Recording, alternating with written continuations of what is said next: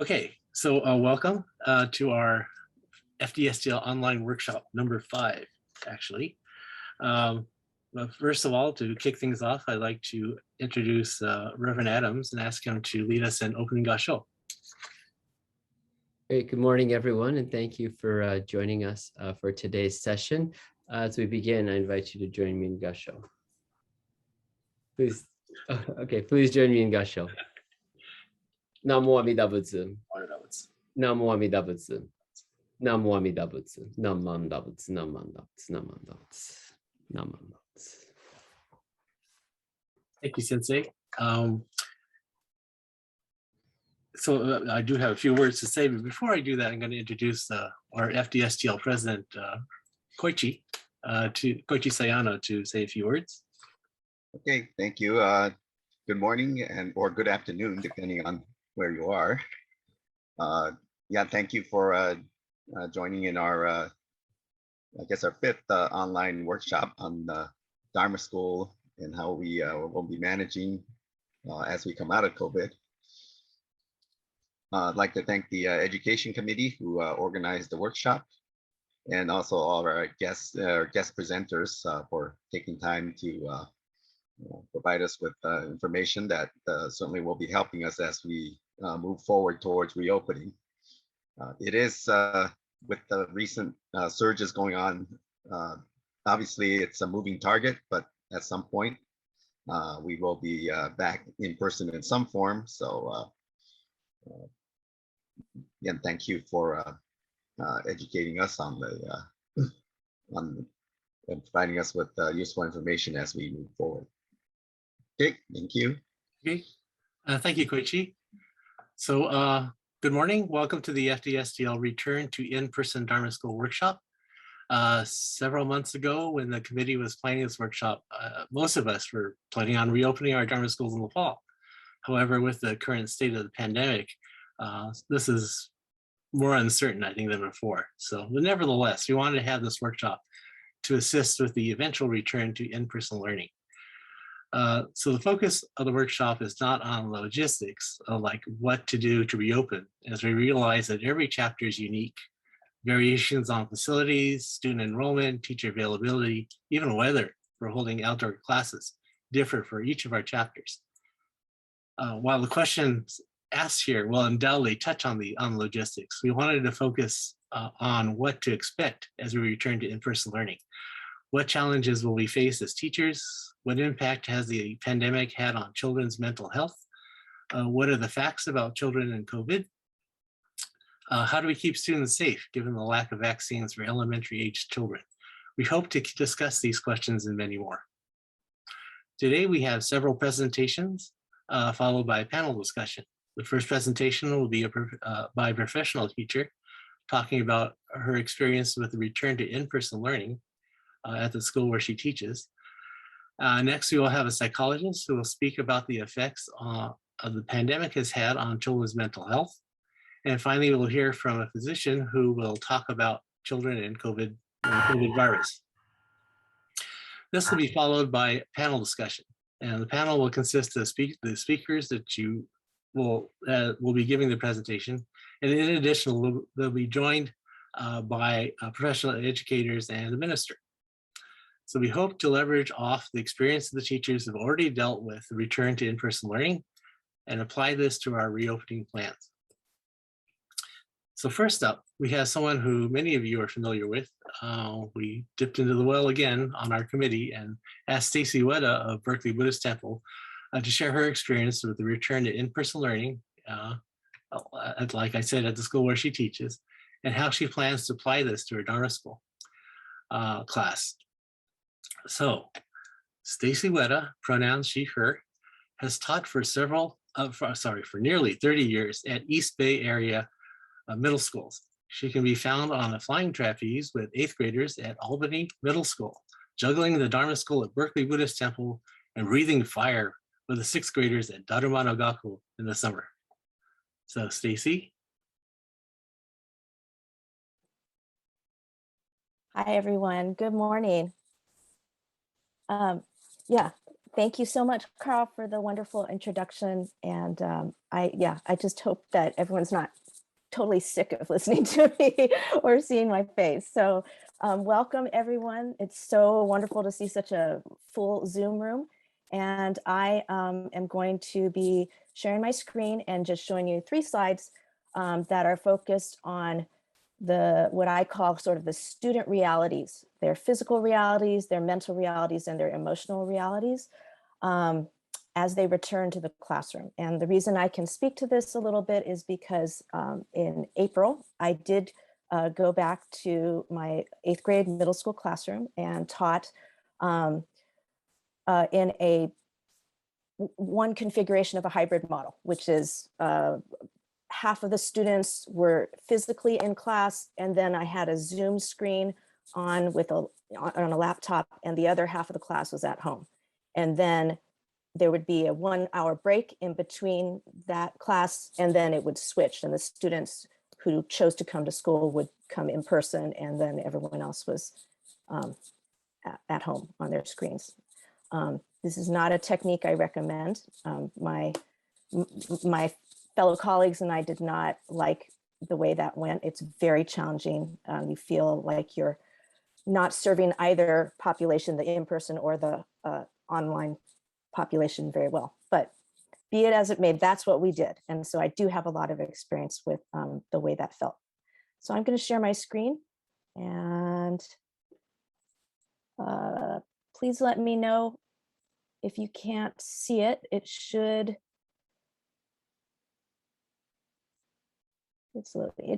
have a very colorful reopening Dharma school. Yes, we see it.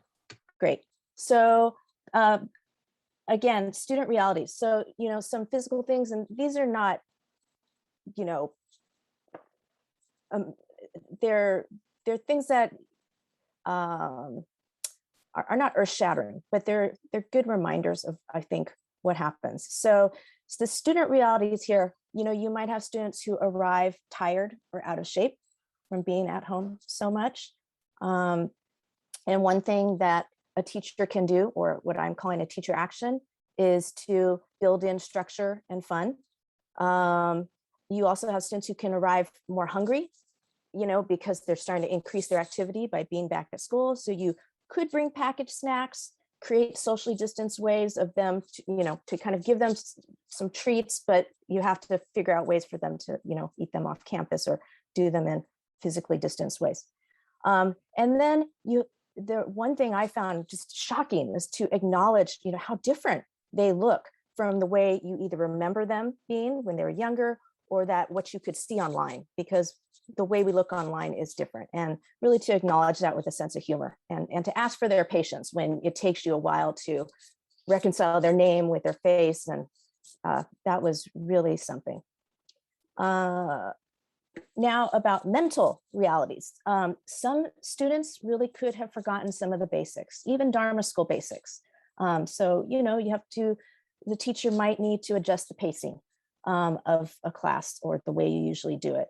Some of the students might seem a lot younger or maybe older in the skills that they're bringing. Again, kind of a disconnect between what you remember.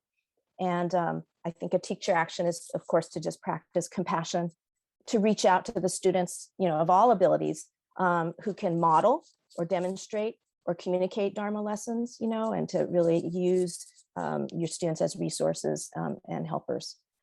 Some of the students may feel disengaged from just school, from a classroom, from, the way school usually works. And a teacher action is to create lots of opportunities to work collaboratively, and without ranking. I think that it's not a good time to do a lot of contests where somebody is a winner and somebody is a loser, and it's really a great time to build back community.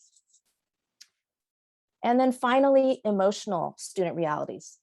Some students truly might feel strange talking in person again. And it's good for the teacher to acknowledge that this is an adjustment, to really appreciate everyone's efforts.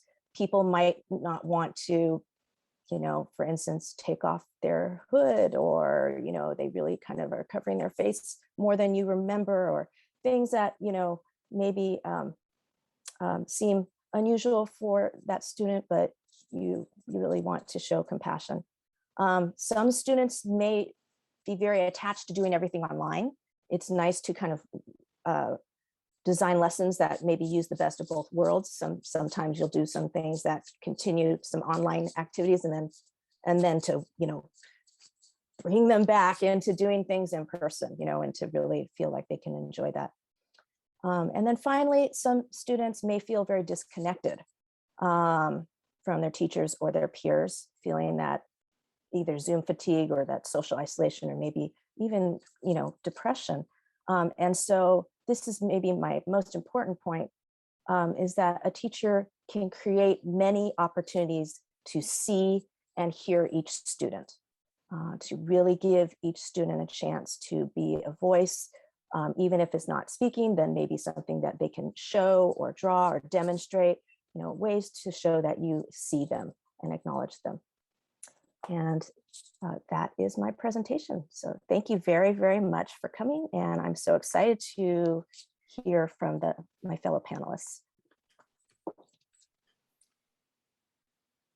Yeah, thank you, Stacy, for your presentation. As you can tell, the idea is to keep these presentations relatively short, to give you an overview of their person, the category, I guess, they're representing, and you'll have opportunity to speak with them during the panel discussion. In fact, I forgot to mention that if you do have questions, go ahead and populate the chat box with your questions, and we'll address them during the panel discussion. So. Next up, we have our psychologist, Dr. Serenity Cercesión, pronouns they, them, is a licensed clinical psychologist. Dr. Cercesión has a private practice working with teens and adults. They also provide workshops, clinical supervision, and teach psychology courses at various universities and colleges.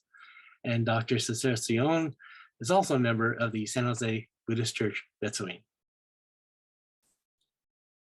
Hi, everybody. So I'm glad to be able to talk to you a little bit about psychology related to kids today.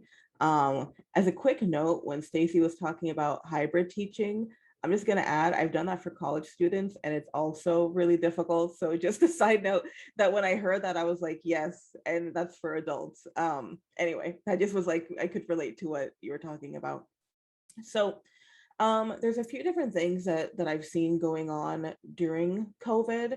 The first thing I wanted to mention, though, is that I don't know how many of you would already know this, but it's really common for preteens to start developing depression, anxiety, and those mental health issues they're going to have in adulthood. So actually, when kids are about 12 to 13, maybe a little bit younger, that's when you start to see that. I mention that because it might not just be because of COVID.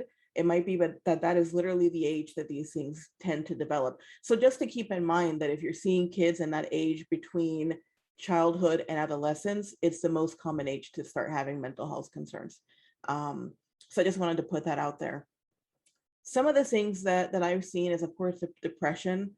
A lot of kids have just been sad at home, that they can't see their friends, they can't talk to anyone. Maybe they only have adults in their life. It's hard for families to find people to bubble with, and some people might not feel safe. So that's definitely been a problem. Also keeping in mind that friendships change over time. So especially during like this whole year, now almost 2 years we're getting to, right? People might not be friends with the same kids anymore. And sometimes that would have happened naturally. Other times it probably happened because of COVID. And I think it's important to understand, even if you're having the same kids back, if they're acting differently with each other, it's because things might have changed during that time. One thing I've noticed is that the kids who maybe are not as good or able to keep in contact online, they've lost some of their friends because, it's kind of like out of sight, out of mind. And for a child, a year is a very long time. So I've seen people struggling with that. And some of the help I've been trying to give is to help them reconnect to their friends if possible, or make new ones. So just something to keep in mind. Anxiety, which Stacey mentioned a little bit too, but that anxiety of being around other people.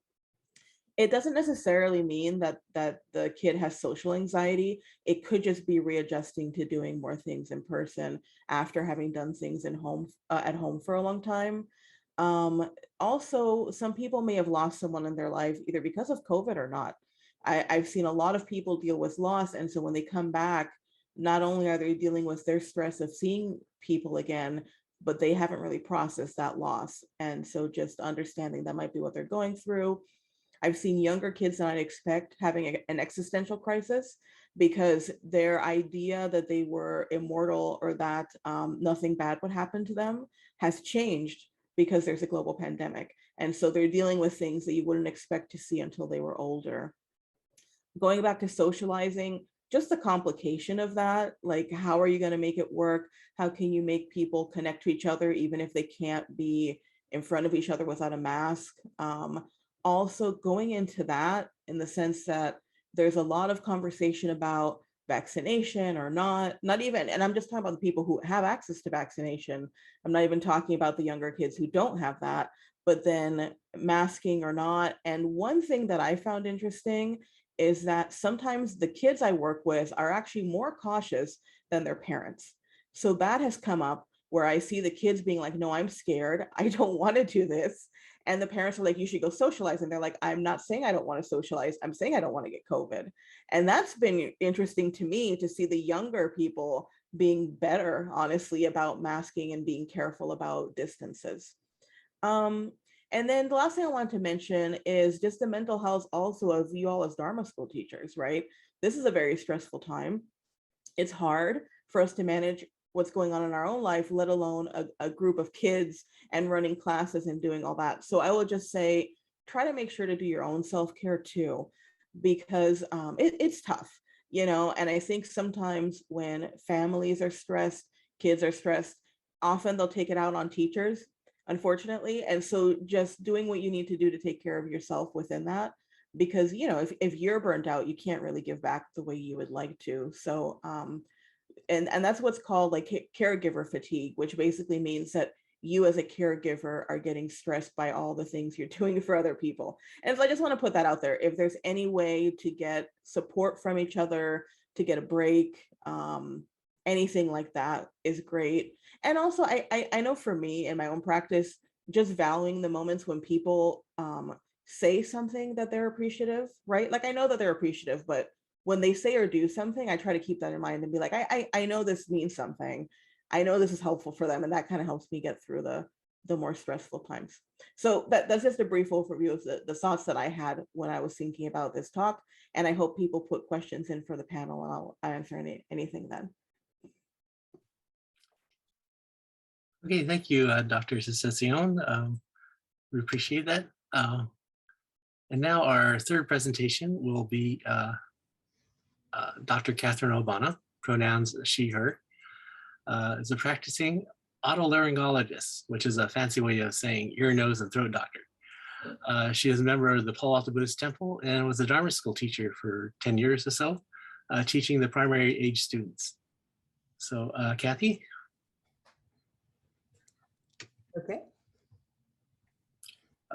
She would like to see your slides now. That would be great. Thank you so much. There you go. Okay, great. Okay, well, first, thank you very much for holding the conference and for doing all the work that all of you do on behalf of the temples and the Dharma school students. I think it's a really special place. I was asked to talk a little bit about COVID in children. So can I have the next slide, please? Carl is my helper because I'm not technically very adept. All right, just a few numbers. There have been 4.3 million total cases in kids, which represent about 14.3% of total COVID cases. There have, interestingly, been only 358 reported deaths in kids compared to 600,000 deaths in adults. So kids get much milder forms of COVID if they get it. Now, probably because of lower vaccination rates in younger kids and the virility of the new Delta variant, kids are representing an increased percentage of cases of COVID now. There were 94,000 cases of COVID in kids reported the week ending August 5th. Next slide. Okay. So if we look at vaccination rates in the US population, over 18, 54% have been vaccinated. 16 to 17-year-olds, 39%, 12 to 16, 27%. And of course, if you're less than 12 years of age, you're not eligible for vaccinations. Next slide. COVID symptoms in kids usually are really mild. It's not that they all have fevers. Many just have a runny nose, a little congestion, cough, fever. Many are suspected to be asymptomatic. So it's really hard to figure out if kids are having COVID, as you know, from a normal respiratory illness. But I think one of the things to keep in mind is we still want to protect the kids, because even if they have mild symptoms during the disease process, they can develop the long COVID, which is the concern for everybody with COVID. And that involves difficulty concentrating, brain fog, etc. And most of the people who develop long COVID, both kids and adults, have very mild forms. Most people have not been admitted to the hospital, etc. So it's not correlated with severity of disease. Next slide. Kids do have can get this multi-system inflammatory syndrome. It's very rare. It happens after COVID. And the reason people think it's related to COVID is that the antibody tests in the kids who develop this are positive. So it suggests that this severe inflammation of the heart, lungs, blood vessels, kidneys, brain, digestive system, every place, is caused by an excessive immune response to the virus, and seen actually later. Next slide. The best way to prevent COVID in young children is to vaccinate all eligible people interacting with children. So that would be anybody over 12 years of age. Wearing masks in indoor settings, especially when there are a lot of people in those settings. Socially distancing as much as possible. All COVID, new variants, old variants are still droplet and airborne transmission. So it's basically sharing airspace with somebody. And there's not a whole bunch of COVID transmitted from surface contact. So dirty tables and stuff. I mean, I guess some, but it's mostly if you're talking with somebody and breathing their airspace. Next slide. I don't know if I have a next slide. Is that it? Yes, that was it. Okay. All right. Thank you. Thanks for letting me participate. Thank you, Kathy. I appreciate it. And she will be part of our panel as well. In fact, speaking of panel, so now it is time for our panel discussion. And so I'd like to turn it over to Reverend Henry Adams, who is the resident minister of San Mateo Buddhist Temple, supervising minister of the Buddhist Church of San Francisco. And he's going to facilitate the panel today. Reverend Adams. Great, thank you, Carl. And again, a big thank you to all of our presenters who shared their insights and their expertise, as well as to our panelists. And so as we get started, I wanted to invite the panelists who have not already presented to share a little self-introduction, just so we can kind of get a sense of their experience and what the wonderful insights they'll be able to offer us. So I'll begin by inviting Angie Liu, if you would briefly care to introduce yourself. Hi, my name is Angie Liu. I work at a TK to 5th grade elementary school in Palo Alto. And I also have grade school age children. So I have a second grader right now and a daughter going into 6th grade. Palo Alto schools have been open since October of last year in some form or another, and have just started again, fully opened. So my son is back in school. I work as a reading specialist at my elementary school.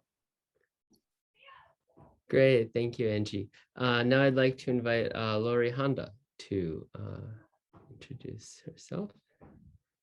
Hello, everyone. My name is Lori Honda. I'm from the San Jose Buddhist Temple, and I teach a 5th grade at a charter school in East San Jose. We were virtual up until April of last year.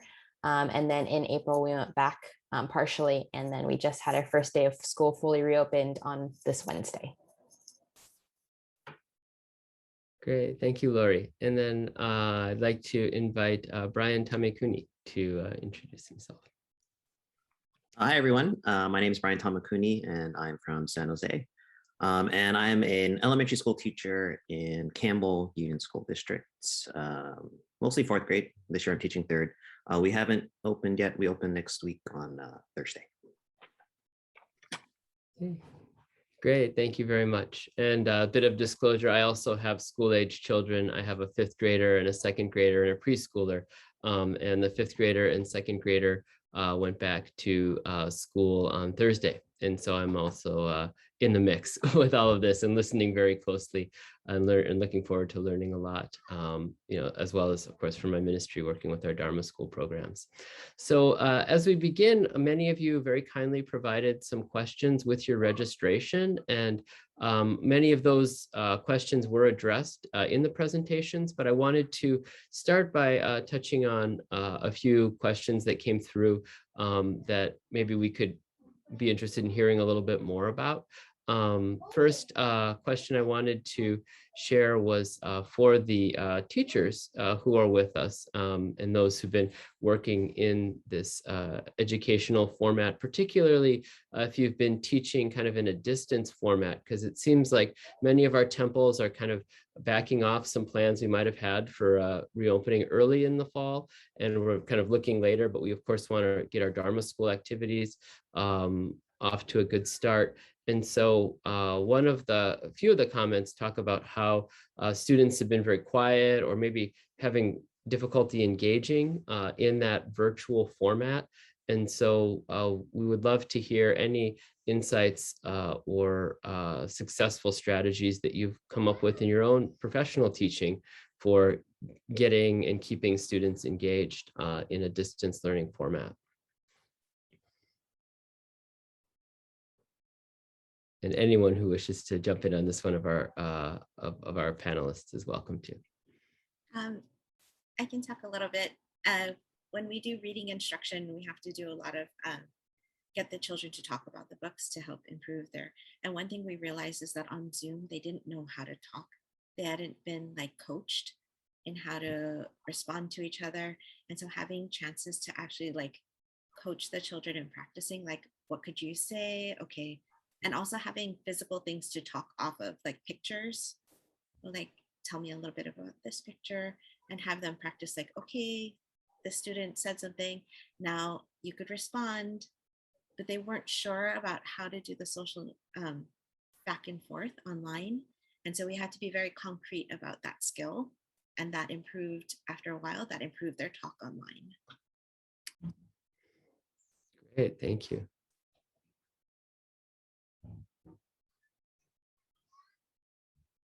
Yeah, Cece. Yeah, I would say again, I teach middle school, and I have 2 teenagers, my full disclosure. I have a 9th grader and a 12th grader, my son and daughter. I think for tweens and teens, one good strategy is to use the chat to get them, really engaged and to be paying attention, and then find ways for them to, verbalize and use their voice. So like there are a lot of ways to do the chat. You could say, we're going to do a waterfall. And so everybody, get your response ready, but don't hit enter yet, and then I'm going to count to 3. And then on 3, everyone hit enter. And then you can see like this waterfall stuff. And you could have people, say out what their favorite one is, or what they've noticed about everyone's responses, just kind of playing off of their socialization, like people, their personalities can come out even in their chat comments and things like that. So that's one strategy for older students. The other one is just structure, to build in some structure, to have some turn taking, like to have everyone's going to take a turn saying or reading something, right? And just making it very structured and predictable so that it seems like everyone's getting a turn to do something and getting a chance. Of course, with, there is depending on what the thing is, you might have to let people pass, it sort of depends. It depends on, I think, the subject of whatever you're discussing or trying to talk about, or if you're reading, yeah, it depends, but that's another strategy to get people speaking and doing something when it's very structured and it's not the students always having to think off the top of their heads. Thanks. Hi, I would like to kind of add on to what Stacy was saying, because fifth graders are kind of entering into middle school. So utilizing the chat is definitely a really useful strategy. And then sometimes if it becomes like too distracting, but you want them to like share something with you, like changing it so they're just only chatting to you, and then utilizing that and calling on students to then share what they've chatted, because now they, had that acknowledgement that, you've seen it and that what they have to say is valuable. Another thing that can be useful is utilizing breakout rooms with something really structured, bite-sized, a task for them to accomplish in those breakout rooms. And then you can like pop in and check in more on like a smaller level basis. And then occasionally, sometimes what I would do for certain activities is allow the students to like self-choose their breakout rooms, or to let you know which other friends they would like to be with, so that they get more of that socialization with the peers that they would like to socialize with. And I'll piggyback on that.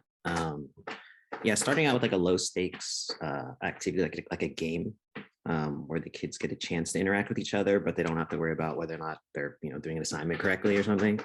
I did that. I actually taught Dharma school online as well, and I did that with both my Dharma school class and my regular class, and that would not warm up all the kids, but a lot of them would become a little bit more engaged if you provide them with something like that. And also, a lot of kids have preferences on how they want to communicate with you on the Zoom. So I'd had kids that would no camera, wouldn't unmic, but they would talk to me in the chat, which was, for me, that was fine, because I knew they were paying attention and all that. Whereas I had other kids who, use the mic too much. So kind of get a sense of what your kids prefer, and let them communicate with you in that way. So. Great, thank you to all our teachers for those great insights.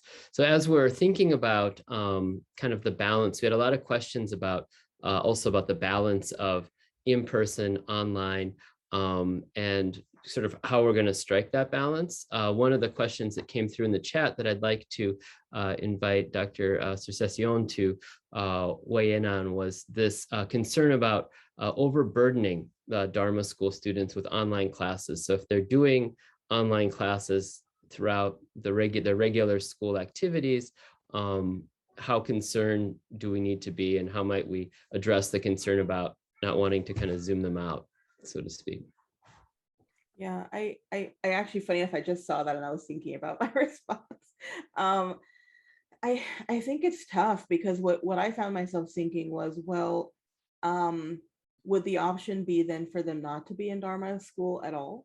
Because, right, if we're not doing anything in person for safety reasons, which of course makes sense, I don't want them to lose out on something either. But I think there are some alternatives. I mean, maybe structuring things differently. Maybe it's not going to be happening every week. Like there are ways to give people a break. I think some of the ideas that the teachers were just talking about are already good, and that you're giving people a different way to engage with Zoom. But yeah, it is tough when you think about the fact that you're having these kids basically be on screens all day, every day, right? And you want to be cautious about that, especially for younger kids. I don't know that there's a good answer, unfortunately, because that's something I've been dealing with this year as well, in that I have these kids who are obviously doing everything online, and then therapy is online too.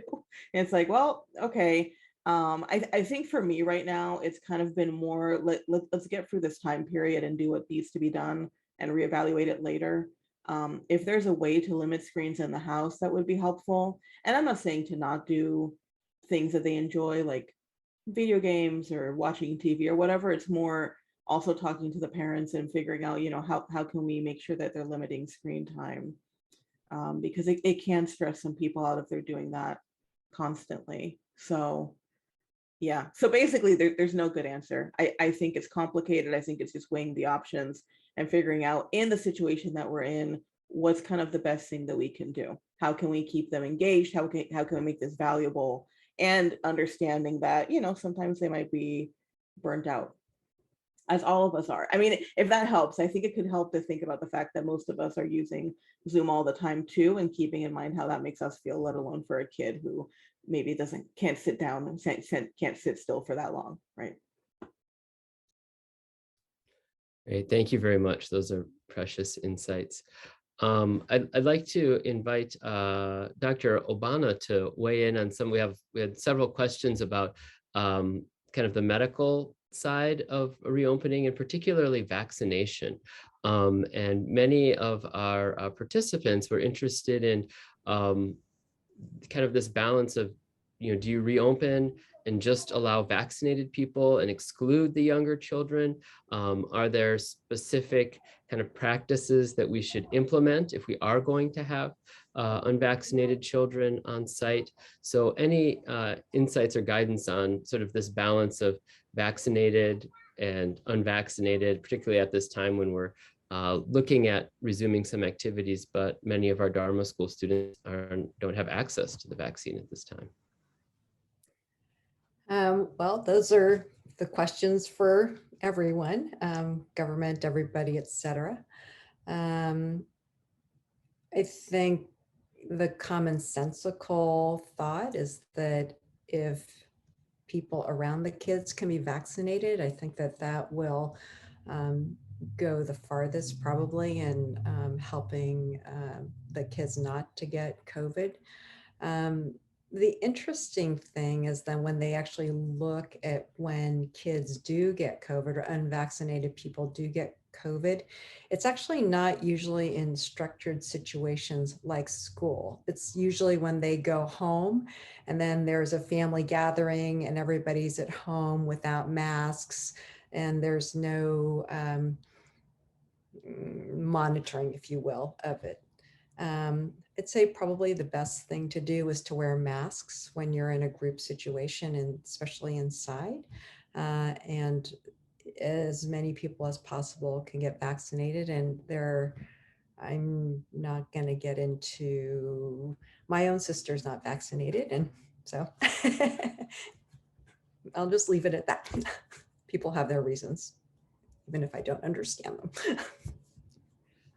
Great. And maybe as a kind of corollary to that, we also had questions about outdoor activities. So how much safer or how much more feasible would it be, to the extent that you'd be comfortable kind of weighing in terms of doing like an outdoor activity? So if we don't feel safe gathering inside our Dharma school classrooms, how safe would it be to get everybody together in the parking lot if they're wearing masks and trying to keep some distance?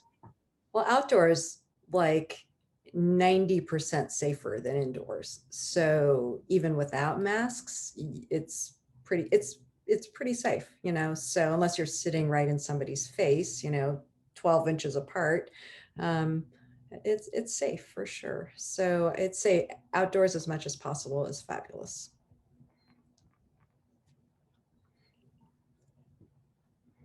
Great, thank you. So, and I have a few more questions in the backlog, and if we're not able to answer all of these questions that were sent in beforehand in this session, we will do our best to provide some responses to those offline following the session. But at this time, I did want to open up for any of our participants who kind of in the moment listening. A few have typed some questions in the chat. You could type it in the chat, or if you want to just put your hand up, use the raise hand feature on Zoom, or actually physically just kind of turn on your camera and wave at the screen. I want to welcome some kind of live real-time questions as well at this time.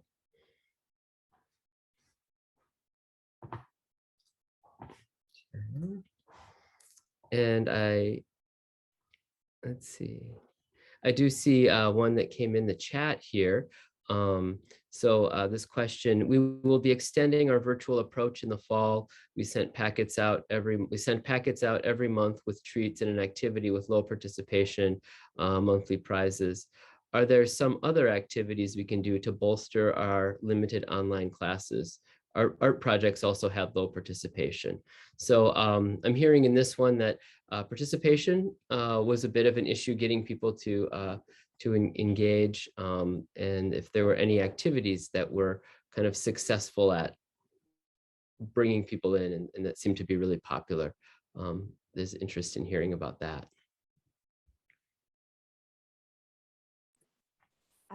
I could speak to that a little bit. So the Berkeley Buddhist Temple did virtual Dharma school all year.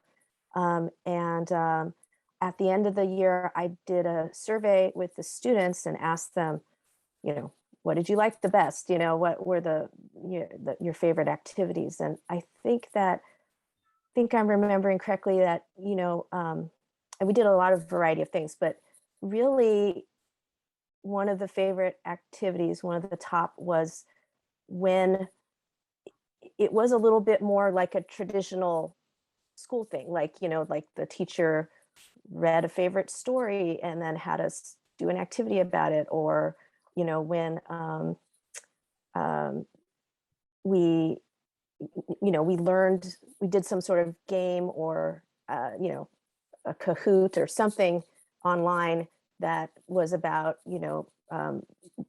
Dharma teaching, some sort of Dharma lesson or activity like that,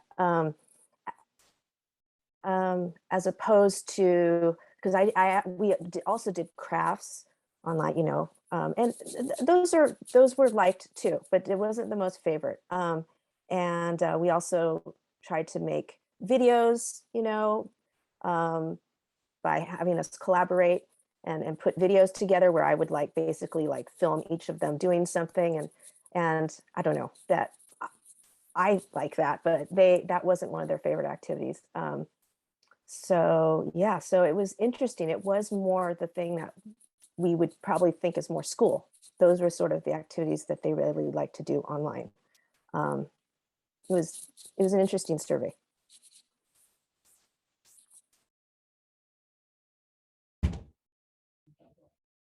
Great, thank you, Stacy. Those are some wonderful ideas. So we had a few more. The chat's starting to come to life here. So I'll share some of these questions that are coming in. Did any temples have students participate in virtual Sunday services? If so, how successful was it? And what processes or formats were used?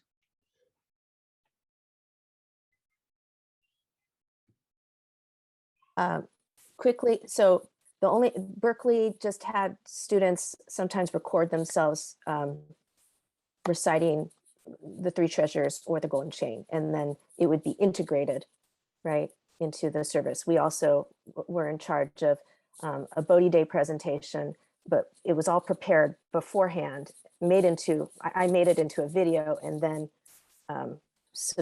integrated into the service. So Berkeley does YouTube streaming, so you have to have it kind of all ready. So that's what Berkeley did. Thanks. Palo Alto was very similar, where we had children record themselves doing different readings, and then Carl would play them during the service.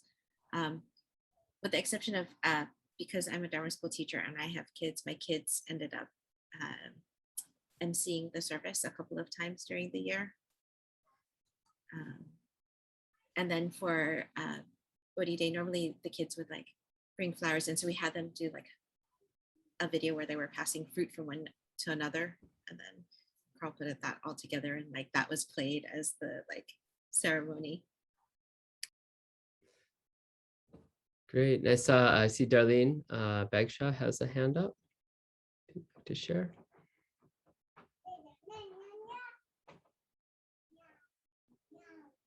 So I'm not on the panel, but in response to the question about how to get the students involved, we had the similar challenge. And what we ended up doing was we had them, the question was to write a poem, a phrase, or lyrics to a song. And they all took the very easy route of writing a haiku, very short poem, very easy rhythm, but they wrote them. And then it's really hard to get students of all ages to write a poem. It's just impossible to get 100% participation because perhaps they don't feel comfortable doing that. But then what we did was we took that into their world. We asked them not only to write the poem, but to create a slide. So they were cutting and pasting. It's their computer world that a lot of us are not good at, but they're excellent at. And then that's where the creativity came, and they came up with some beautiful slides. And then our superintendent put this all together in a presentation that was done during service. So it kind of connects both of those things that people were saying. How do you get the students involved? What can you do if they don't want to be involved? And then it did become a part of the service. So it was a very nice presentation. And we had 100% participation, and they were all really good pieces of artwork in the end. So just an idea that I wanted to share. Thank you.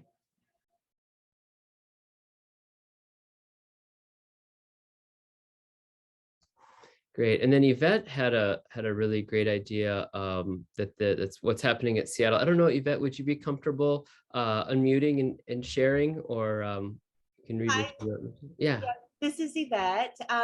We're planning on doing a meet and greet in October, and we'll be doing a Hatsumairi service outside if there are participants, and then we're hoping to just getting parents' permission right there to have students do readings and have them videotaped so we can use them for future online presentations, because I think our temple is realizing that we might be doing online services for a little bit longer than we had anticipated. Students have also done video recordings, like we did a Zoom video recording during class after getting parents' permission. So all students were on screen together as a classroom doing readings as well. In that sense, just trying to get students to participate in the online services. Great. Those sound like wonderful ways to keep everyone engaged.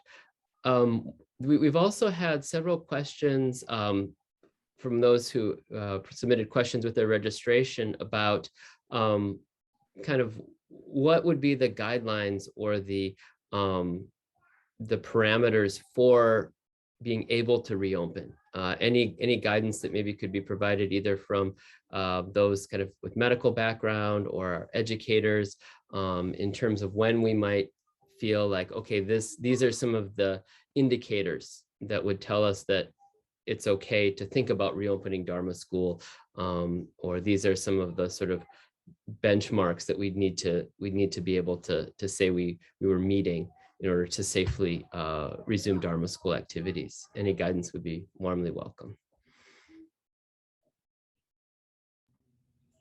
I think a lot of it has to do with how much is in the community. So the gold standard is like one person testing positive out of 100,000 people in the population. So I think every Dharma school may be different based on their local positivity rate. So kind of look at your local public health guidance. Okay, great.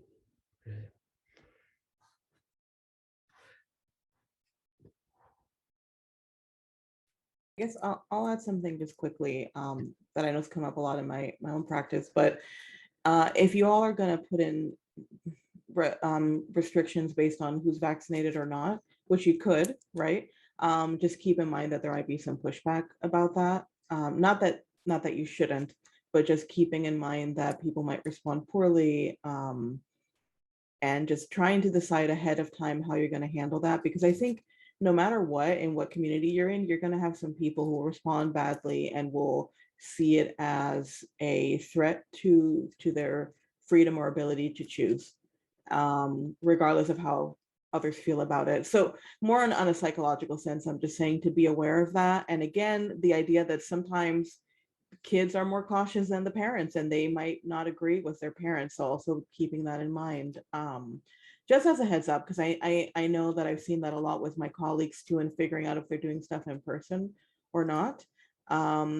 Yeah. And as far as I know, like we can legally ask for people to be vaccinated or to show proof of that before doing an activity. But I just wanted to give that caution of not to not do it, because I definitely don't think that's the case, but more deciding ahead of time, okay, when this happens, how are we going to respond? What's, making sure that everyone has the same, like united front, so to speak, so that when these problems come up, all the Dharma school teachers, all the administration knows what the plan is. Yeah. And maybe have a kind of an inclusive option for those who, are, for whatever reason, not getting vaccinated, so that, to feel like, well, we're offering something, for you as well. Yeah. Yeah, I think that's a good idea too. As long as, if it's possible to do that, yes. Not bending over backwards, maybe. Right. Okay. Yeah. And then I see Koichi and Angie also. Maybe Koichi, if you could, if you had something to share. Yeah, and ultimately, I think it comes down to the parents' comfort level too, because when we were talking, like our reopening got pushed back, but when we were talking about it, I know some parents have said they're not ready to come back yet, even if the temple opens. And the thing about vaccination requirements, I think there were comments that I think indicates that there probably a lot of people that will not be comfortable coming down unless they know that vaccination is being enforced. So I mean, you do it and you'll turn some people off. You don't do it, you're turning some people off too. So. Okay. Yeah, thank you, Koichi. That's a great point. Yeah, Angie, what did you have to share? I just wanted to share that I'm not, as teachers probably are aware of this, but those of you who aren't in education might not be aware that teachers in California are required to be vaccinated. And if you cannot be vaccinated or do not want to be vaccinated, the alternative is to test regularly. So Palo Alto is actually being very strict, and you have to have daily testing.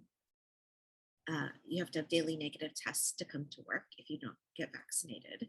But for like Dharma school teachers who might not be comfortable getting vaccinated, they could test on a regular basis, and that would be another way to provide some choice.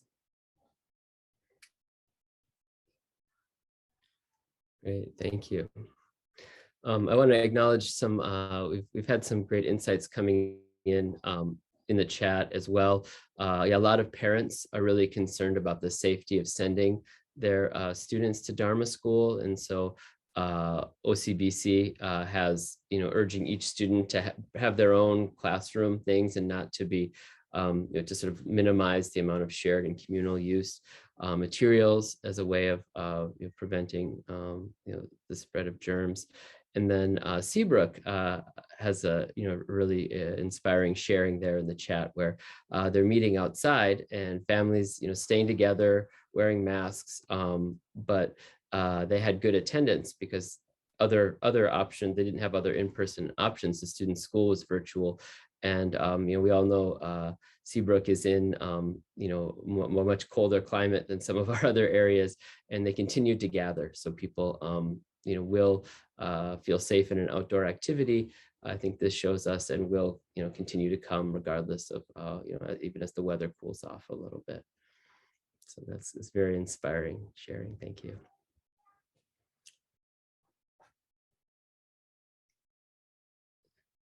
So one more thing that came up in the initial questions was sort of the question of, should we do hybrid? And the sense I got from our teachers who had experience with that was that it wasn't a great experience, and maybe they wouldn't recommend that. So in a case where we have students who are some of us have connected with Dharma school students who maybe don't even live in our area. Maybe they've connected with our temple, but they live in another part of the country. How would you recommend maintaining those connections as we go back to in-person activities? I can just speak for Berkeley. Our plan, which now has changed, this is definitely a lesson in impermanence and flexibility. We had a plan to start in September alternating, doing in-person one week, one Sunday, and then the next Sunday Zoom, and then and then back to in-person, and then back to Zoom. And we had it laid out, but because of recent COVID developments, we'll be going on a month-to-month basis, and September the temple is not open, and so we will just be doing it all on Zoom. But that was the idea, and it's exactly addressing what Reverend Adams says, that we had some families who don't live close enough to actually physically ever attend temple. They're down in San Diego or something like that, but they are excited that we're giving this Zoom option every other week, and they were intending to come to our classes when we do it that way. Thanks. Great, thanks, Stacy.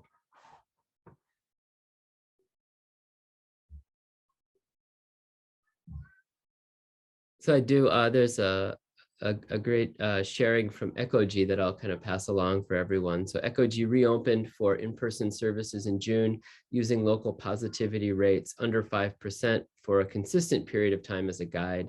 We require masks and RSVPs for social distancing purposes, keep the windows open in the hondo for ventilation, and don't share any service materials. We're also not burning incense right now. We do a hybrid service too, where we live stream the service via both Zoom and YouTube. We haven't decided on in-person hybrid versus virtually only Dharma school yet. And I feel like, a lot of us are in that. We've still got, maybe almost a month before we would normally start Dharma school. And so we're still kind of trying to figure out what it's going to look like. And so there's a couple of questions that one was a good, I think, very specific question for Dr. Obana in the chat. For those that show symptoms, is the number of days between exposure and symptoms the same for the Delta variant versus the Alpha variant? Also, before there was guidelines that people who were positive could come back to work after 10 days, even if they were COVID positive. Is that still the same for the Delta variant? So, thinking about kind of timelines for people who are maybe testing positive or and so forth. So the interesting thing is that usually people can be contagious like 2 days before they get symptoms of COVID. That's where the problem is. So people are actually, the way it kind of looks is you get COVID in your body, but then you actually don't get symptoms for like 2 to 3 days. So once you get symptoms, you've been mingling around with other people for 2 or 3 days before you even know you have symptoms. And then once you get symptoms, you usually get tested. And then, the recommendations, you actually stop being contagious probably 4 or 5 days after you get symptoms, because you're probably contagious for about a week, but the first 2 or 3 days, you don't even know you've got it. And then you are out. And then, so the kind of the guideline is 10 days after you develop symptoms. And you also have to be fever free, at least most of this stuff, for 24 hours without any kind of medication. And you're going to, if you do, all the tests are really different. So this PCR test where you put the swab in your nose is super, super sensitive. So people can be positive up to 90 days, even though they're not contagious after basically, a week after they develop symptoms, but sort of the guidelines go to 10 days. So does retesting help? Probably not, so the idea is 10 days after symptoms, which then probably is like 12 days after you actually got the stuff. Great. That's good to know. That's encouraging, because it seems like, so many people are being tested these days, and a lot of people are going to test positive. So it's nice to know kind of have a little bit of understanding of how those timelines are going to play out for us. Yeah, that was what was hard about this one, because SARS is also a coronavirus, but people are not contagious unless they have symptoms. This is that's why people were so confused about this particular one, because it's like, well, this doesn't make sense, no symptoms, but all these people are getting it as a result of the index case. And the Delta looks like it's about the same, but the reproductive rate, so for that Alpha variant, so if you have one index case, the potential to spread with that Alpha variant was like, 3 to 5. With the Delta, it's like 5 to 8. So one index case just has more of a chance to spread to other people. Great, thank you. So there's one more, I think, comment that came through in the chat that I'd like to share about maybe the possibility of, if you have connected with someone in a distance way who's in another area. Someone had mentioned they connected with someone down in San Diego. Maybe think about, are there ways we can introduce folks to a local temple in their area, if that's something they would be interested in, and you could maybe, to do some in-person activities there, and to kind of, build that connection for in-person sanghas. So I think would be a wonderful way to maybe think about that. If you have someone who's connecting and they're near another temple, maybe say, oh, you could check this place out. I know we had a Sangha member who moved to Utah, and they've been joining us online, but we're also encouraging them to make a connection at the Salt Lake Temple. I see Reverend Koyama has a hand up. Yeah, oops, hold on, here we go. Okay. Thank you all very much for your insight and your presentations and everything. And I'm going to come from the perspective of a minister, because that's what I am. And I probably, about a month ago or so, before the D variant, the increases had arisen, I was all gung-ho about opening up our temple, having services, getting everyone back to the temple. However, now I'm very worried, and I guess what I'm asking for, and I realize, schools are back in session. You have Dharma, you have regular school teachers that are vaccinated, and people are wearing masks. But as a minister, because children under 12 are still not eligible for vaccinations, what can you say to help alleviate my nervousness or worry about having everyone come back to the temple, even though we're going to try and wear a mask, and here at my temple, I would really recommend having everyone that is eligible to be vaccinated before coming to the temple. Try and social distance, have the ventilation and everything. For me as a minister, I feel that there's a heavy responsibility on my shoulders about having people come back to the temple and have that potential, that possibility of being exposed and contracting the virus. Help, I guess, can you alleviate that nervousness or that worry for me so that I can move on, I guess. That's my request.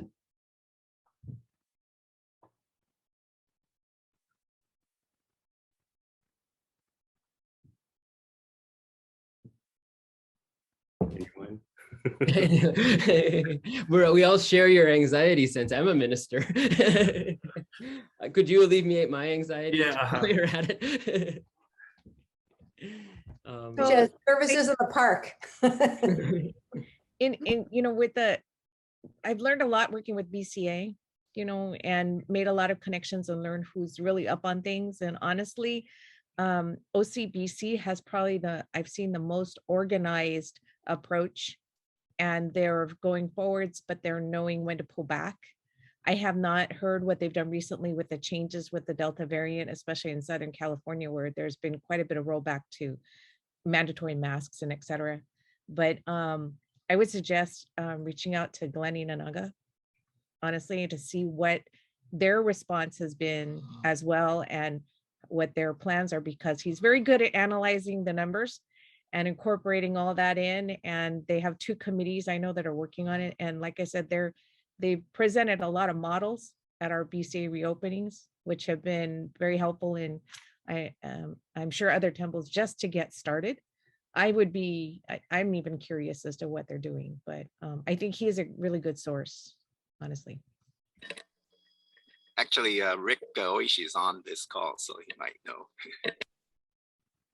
And Koichi, I saw you had your hand up. Did you have something else to add? This was yeah, I think, well, in response to Reverend Koyama, one option I was considering too with the younger kids that are not vaccinated, if they don't, is the not even, if there's general membership up in the Hondo, is we're still Zooming our service anyway, so they can still Zoom the service down in the classroom. Was one option. Also, and if it gets crowded up there, but we pushed our reopening back, so it's still something to be developed too. So. No, and I also had a follow-up question for Dr. Obana. Are the pharmaceutical companies tweaking the vaccines now to target the Delta variant, as they come off the production line, or is that still, the old vaccine that they're cranking out? Or have you heard? I don't know exactly about, I assume that they're doing it, but whatever they do, they're going to be behind, right? Because by the time they get it out, it'll be a Zeta variant or something like that. But I know that the CDC definitely had a meeting this last week looking at giving a 3rd dose for those that had the 2-dose sequence to people who are over high risk, which is considered over 65, immune compromised, or healthcare workers. So that's something that's now in the conversation. But they're still getting, that's a 3rd dose of the original vaccine. Yes. Yeah. Right. Because the antibody levels drop off. I'm in a study, and I had my antibodies done before I was vaccinated. 3 months after I was vaccinated, 6 months after I was vaccinated, and I just got it done last week, and my antibody levels fell. But you have internal T and B cell immunity, so that you don't always have active antibodies, but theoretically, if your body has a normal immune system and you're presented with the virus, that your T and B cell memory will allow you to rise up and create an antibody response. And the T and B cell memory for people with normal immune systems looks like it's like 98 to 100% in most people. So should work.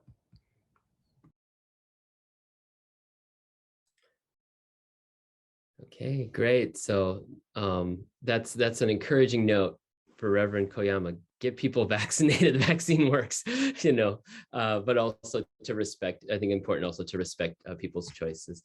Dr. Circession, suggested, people are going to have different ways of thinking about this. And we want to, I guess my thinking would be, we want to include everyone. That really needs to be the heart of our Sangha, but not necessarily in a way that puts anyone at risk. So to sort of balance our wish to really keep everybody, together, and to create this refuge in our hearts and minds in this continuing stressful time for folks of all different perspectives, all different levels of vaccine eligibility, all ages. And I think that that's really that commitment to sharing the Dharma safely is coming across in everything I'm hearing from our Dharma school teachers, our leaders, and just so grateful to be part of this Sangha of just really wonderful Buddhist education. So with this, I think we can conclude this portion of the session. I thank you all deeply for your contribution. And again, another big thank you to our panelists and our presenters today for all of your insights that you've shared. Okay, great. And then I think I'll pass the baton back over to Carl. Yes, thank you, Reverend Adams, for facilitating, for being such a great facilitator. We do appreciate that.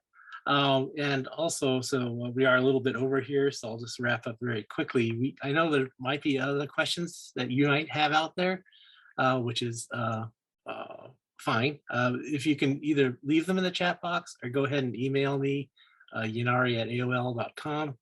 I will pass it on to the panelists and hopefully we can get an answer for you. So in the meantime, I also would like to thank the presenters and panelists for their participation in this workshop. And thank you again, Reverend Adams, for being our facilitator.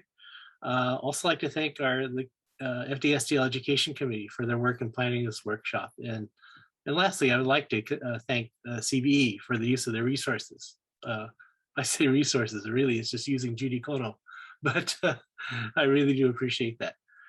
And so with that, I think we will close the workshop. And so I'd like to call on Reverend Adams one more time to have a closing gasho. Please join me in gasho. Namo Amida Butsu. Namo Amida Butsu. Namo Amida Butsu. Namam Dabutsu. Namam Dabutsu. Namam Dabutsu. Namam Dabutsu. Thank you very much, everybody.